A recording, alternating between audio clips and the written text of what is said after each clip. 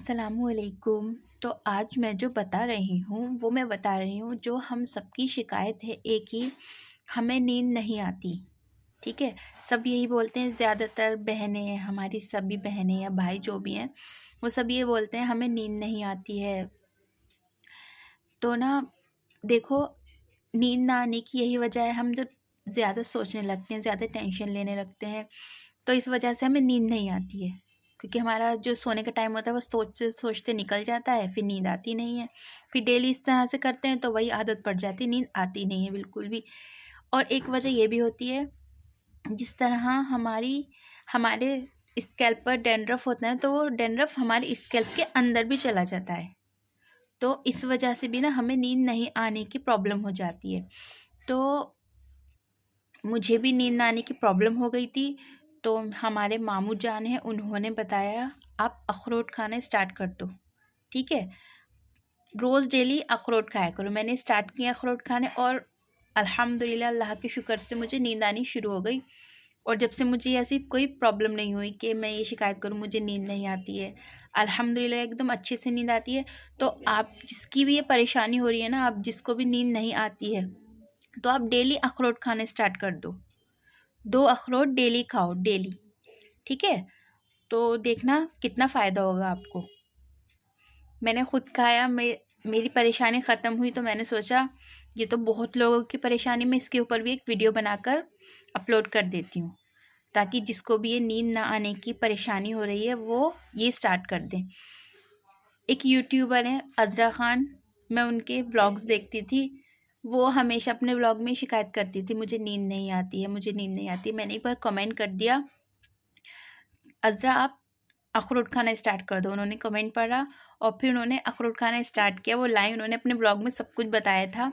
और फिर उन्होंने जब से आज तक ना शिकायत नहीं की, उन्हें नींद नहीं आती। तो आप जिसकी भी ये परेशानी चल रही है नींद ना आने की, आप अखरोट खाना शुरू करो, देखना इंशाअल्लाह नींद आपको आनी शुरू हो जाएगी। क्योंकि ना आपने सुना होगा अखरोट जो होता है ना वो हमारे ब्रेन के लिए ना बहुत अच्छा होता है। तो नींद जो ना आने की परेशानी है ना, ये हमारे ब्रेन से ही स्टार्ट होती है हमें।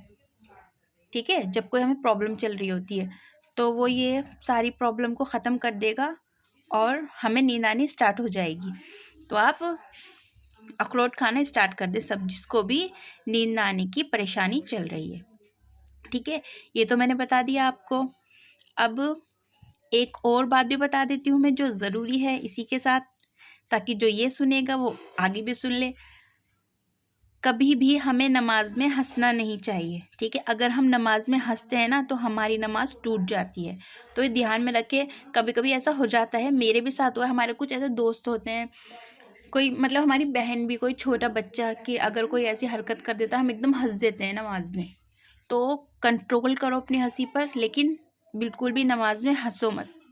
जितना हो सकता है उतना कंट्रोल करो अपनी हंसी पर, लेकिन हंसना नहीं चाहिए क्योंकि आपकी नमाज बिल्कुल टूट जाती है, नमाज नहीं होती फिर। ठीक है, हमारी नमाज टूट जाती है। तो आप बिल्कुल भी नहीं हंसना चाहिए हमको नमाज में, किसी को भी। तो हमेशा ध्यान दो नमाज में, बिल्कुल अपना फोकस सारा नमाज पर ही रखो, अपनी सूरतों पर जो आप पढ़ रहे हो उन पर रखो। इधर उधर की बातों से बिल्कुल दिमाग हटाओ, क्योंकि कभी ऐसा होता है इधर उधर सब बोल रहे होते हैं, हम उनके पास नमाज पढ़ रहे होते हैं तो हम हंस देते हैं। तो इस वजह से हमें बिल्कुल भी हंसना नहीं चाहिए, अपनी नमाज पर फोकस करना चाहिए। क्योंकि देखो, अल्लाह सुब्हाना व तआला के लिए हम एक नमाज ही तो पढ़ रहे हैं, अल्लाह को खुश करने के लिए। और अगर हम वही नमाज अच्छे से नहीं पढ़ेंगे तो फिर क्या फ़ायदा। तो इसलिए हमें नमाज पूरे अच्छे से पढ़नी चाहिए, पूरी ईमानदारी के साथ। क्योंकि हमारी नमाज अल्लाह सुब्हाना व तआला के पास जा रही है, हम अल्लाह को याद कर रहे हैं नमाज में। ठीक है, अल्लाह में देख रहा है नमाज़ पढ़, तो हमें बहुत अच्छे से नमाज़ पढ़नी चाहिए। ठीक है, तो आप ये जिनको नींद नहीं आती वो अखरोट भी खाना शुरू करो और नमाज में हंसा भी मत करो। क्योंकि मेरा काम यही है, कुछ ना कुछ हदीस की बात बताऊं। तो मैंने ये अच्छी बात बता दी, क्योंकि अच्छी बात बताऊंगी उससे भी सवाब मिलेगा मुझे, एक तरह का सदका है ये भी। तो ठीक है, जज़ाकल्लाहु खैर।